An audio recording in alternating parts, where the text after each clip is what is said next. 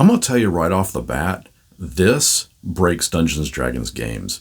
GameMasters here, and what I'm holding may look like a deck of many things, but it's actually a deck of wonder, which was created in the image of the deck of many things. In a similar fashion, it too is made of ivory or vellum cards, and grants some very game-breaking benefits to those who draw from it. Yeah, the actual text states that it's an assortment of minor benefits and penalties, but I disagree. I state that this deck is far more powerful than the deck of many things. Take this scenario as presented up in my Discord by Dirty Old Bastard. So you have a few weeks of downtime. How do you intend to use that? Playing cards. All right, where do you want to go to play cards? A spare room. Okay, you go into the empty spare room and there's nobody there to play cards with. Were you expecting something different? I give our wizard all of my equipment, important magic items, and gold so it isn't in my possession, save for the bags filled with random junk items. That's odd, so you're just disarming in an otherwise empty room? I also get completely undressed and give my clothes to the wizard so that those aren't in my possession either. Care to tell me why you want to play cards naked in a dark, empty room? I'm gonna play with the deck of wonder. 18 days later. The empty spare room is now filled with magic weapons, magic items, gems, and jewelry. You have 3 days left before you must depart. What do you want to do? Sell the useless magic items and buy some supplies. What kind of supplies? Drugs, explosives, and feral cats. Why the feral cats? Between explosives, and feral cats, why is it the cats that concern you? The deck of wonder is provided to us in the Book of Many Things. And just like the deck that it is based on, the deck of many things, you need to declare how many cards you intend to draw. So if you say you will draw 5 cards, and you actually draw 7, only the 5 that you stated will see the effect come to pass. The remaining 2 cards will do absolutely nothing. Once a card is drawn, its effect happens and it vanishes back into the deck. There is one card, the mystery card, that is the exception to this rule, and I'll explain what it does in just a moment. But first, I want to thank these Wonder supporters. Their contributions to the channel mean a lot, and I cannot thank them enough. They have been here through the thick and thin. So I'd like to ask that you give the thumbs up button a mush in support. I'll thank you for that as well. Should you declare, again, we'll say 5 cards, but only draw 1 card, you have an hour to draw the rest, the remaining 4. Otherwise, at the end of that hour, those remaining 4 cards will fly from the deck and their effects will take place simultaneously.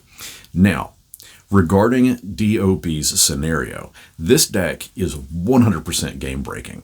Check out these cards as we move through them and tell me if you spot one that is full-on detrimental to any given character, or if it's an ill effect that can be simply shrugged off with little effort. Oh, and just like the deck of many things, this deck of wonder can be found in 13-card variety 75% of the time, but there's a 25% chance that when found, it will be a deck of 22 cards. Oh, and one more thing. The cards in this deck do not have a physical representation, so the book suggests using a deck of regular playing cards to simulate the deck of wonder. The 22 cards are: beginning.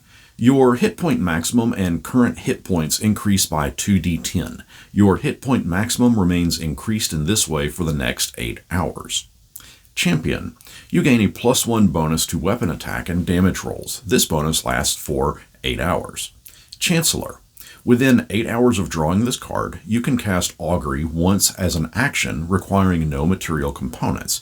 Use your intelligence, wisdom, or charisma as the spell casting ability, your choice. Chaos. You gain resistance to one of the following damage types chosen by the DM: acid, cold, fire, lightning, or thunder. This resistance lasts for 1d12 days. Coin. 5 pieces of jewelry, each worth 100 gold pieces, or 10 gemstones, each worth 50 gold pieces, appear at your feet. Crown. You learn the Friends cantrip. Use your intelligence, wisdom, or charisma as the belt spellcasting ability, your choice. If you already know this cantrip, the card has no effect. Dawn. This card invigorates you. For the next 8 hours, you can add your proficiency bonus to your initiative rolls. Day. You gain a +1 bonus to saving throws. This benefit lasts until you finish a long rest. Destiny. This card protects you against an untimely demise. The first time after drawing this card that you would drop to 0 hit points from taking damage, you instead drop to 1 hit point.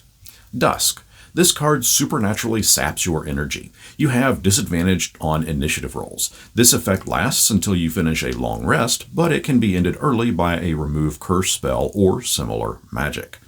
End. This card is an omen of death. You take 2d10 necrotic damage and your hit point maximum is reduced by an equal amount of the damage taken. This effect can't reduce your hit point maximum below 10 hit points. This reduction lasts until you finish a long rest, but it can be ended early by a remove curse spell or similar magic. Isolation. You disappear, along with anything you are wearing or carrying, and become trapped in a harmless extra-dimensional space for 1d4 minutes. You draw no more cards. You then reappear in the space you left or the nearest unoccupied space. When you reappear, you must succeed on a DC 11 Constitution saving throw or have the poison condition for 1 hour as your body reels from the extra-dimensional travel. Justice. You momentarily gain the ability to balance the scales of fate. For the next 8 hours, whenever you or a creature within 60 feet of you is about to roll a d20 with advantage or disadvantage, you can use your reaction to prevent the roll from being affected by advantage or disadvantage. Knife. An uncommon magic weapon you're proficient with appears in your hands.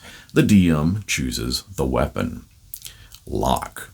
You gain the ability to cast Knock 1d3 times. Use your intelligence, wisdom, or charisma as the spellcasting ability. Your choice. Mischief. You receive an uncommon, wondrous item chosen by the DM, or you can draw 2 additional cards beyond your declared draws. Monster. This card's monstrous visage curses you.